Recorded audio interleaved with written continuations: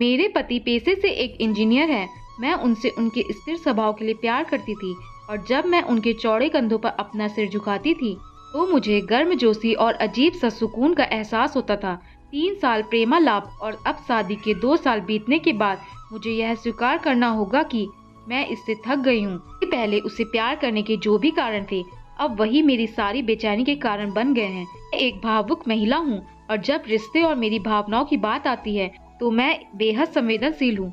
मैं रोमांटिक पलों के लिए उसी तरह तरसती हूँ जैसे कैंडी के लिए तरस रही एक छोटी लड़की। मेरे पति मेरे बिल्कुल विपरीत है। संवेदनशीलता की कमी और हमारी शादी में रोमांटिक पलों को लाने में उनकी असमर्थता ने मुझे प्यार के विषय में निराश कर दिया है।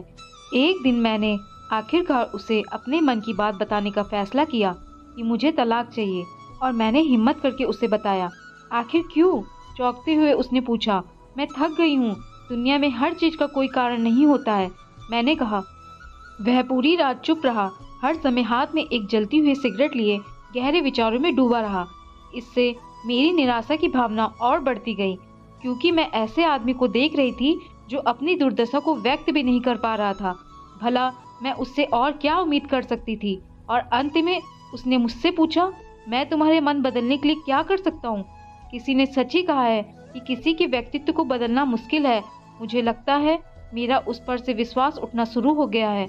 उसकी आंखों में गहराई से देखते हुए मैंने धीरे से उत्तर दिया, मैं तुम्हें एक सवाल पूछती हूँ। अगर तुम्हारा जवाब मेरे दिल को मना सके तो मैं अपना विचार बदल दूंगी। मान लो मुझे एक पहाड़ की चट्टान पर खिला एक फूल चाहिए और हम दोनों को ये पता हो कि उस फूल को तोड़ने से तुम्हारी मृत्यु हो जाएगी। क्या तुम मेरे लिए ऐसा करोगे?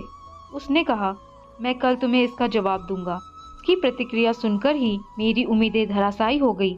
मैं अगली सुबह उठी तो पाया कि वह चला गया था और सामने के दरवाजे के पास खाने की मेज पर दूध के गिलास के नीचे उसकी खुरदरी लिखावट के साथ कागज का एक टुकड़ा पड़ा था जो पढ़े जाने पर ये बातें बयां करता था।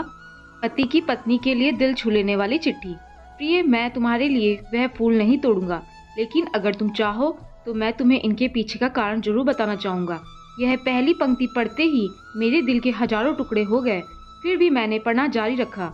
जब तुम कंप्यूटर का इस्तेमाल करती हो तो तुम हमेशा सॉफ्टवेयर प्रोग्राम को गड़बड़ कर देती हो। अंत में तुम स्क्रीन के सामने बैठकर रोती हो। मुझे अपनी उंगलियों को जिंदा रखना पड़ेगा ताकि मैं प्रोग्राम को पुनर्स्थापित करके तुम्हारे कीमती आंसू बहने से रोक सकूं। तुम हमेशा घर की चाबियां गुमा देती हो, इसलिए मुझे दरवाजा खोलने के लिए अपने पैरों को जिंदा रखना पड़ेगा ताकि दरवाजा तोड़कर तुम्हें घर के अंदर ले जा सकूं। तुम यात्रा करना पसंद करती हो लेकिन हमेशा एक नई जगह में अपना रास्ता भूल जाती हो। मुझे तुम्हें रास्ता दिखाने के लिए अपनी आंखें जिंदा रखनी पड़ेगी। तुम्हें हमेशा ऐंठन होती है जब भी तुम्हारे पीरियड्स हर महीने आता है। मुझे अपनी हथेलियों को जिंदा रखना है ताकि मैं तुम्हारे पेट की ऐंठन को शांत कर सकूं।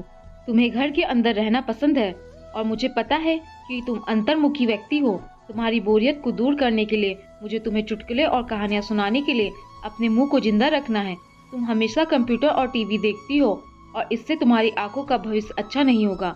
मुझे अपनी आंखों को बचाना होगा ताकि जब हम बूढ़े हो जाए तो मैं तुम्हारी आंखें बन सकूं, तुम्हारे सिर से सफेद हो रहे बाल चुन सकूं, तुम्हारे नाखूनों को बिना तुम्हें चोट पहुंचाए काट सकूं।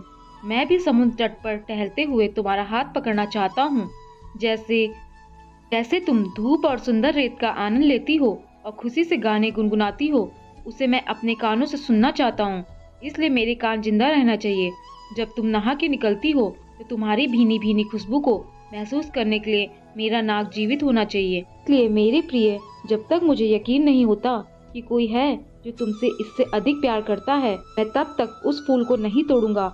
और जिस दिन ऐसा कोई आया जो तुमसे इससे अधिक प्यार करे, मैं खुशी खुशी उस फूल को तोड़ लूंगा।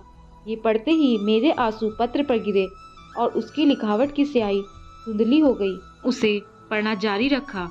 अब जब तुमने मेरा उत्तर पूरा पढ़ लिया है, अगर तुम संतुष्ट हो, अगर मैंने तुम्हारे दिल को मना लिया हो, तो कृपया सामने का दरवाजा खोलो क्योंकि मैं बाहर खड़ा हूँ तुम्हारी पसंदीदा ब्रेड और ताज़ा दूध के साथ। मैं जल्दी से दरवाजा खोलने के लिए दौड़ी और उसके चिंतित चेहरे को अपने हाथों में कसकर पकड़ा और चूम लिया और उसकी बाहों में समा गई। अब मुझे पूरा यकीन हो गया कि कोई भी मुझे उतना प्यार नहीं करेगा जितना वह करता है, और मैंने फूल को ना ही तोड़ने का फैसला किया। यही जीवन है और प्रेम है। जब कोई प्यार से घिरा होता है तो उत्तेजना की भावना दूर हो जाती है और वह उस सच्चे प्यार को नजरअंदाज कर देता है जो शांति और निरस्ता के बीच में होता है। दोस्तों, आपको ये कहानी कैसी लगी? नीचे कमेंट्स करके हमें जरूर बताइएगा। अगर आपको ये कहानी पसंद आई हो तो अपने दोस्तों के साथ जरूर शेयर करें और ऐसी ही प्यारी कहानी सुनने के लिए हमारे चैनल को सब्सक्राइब करके बेल आइकन को ऑल पे सेट करना ना भूलें। धन्यवाद।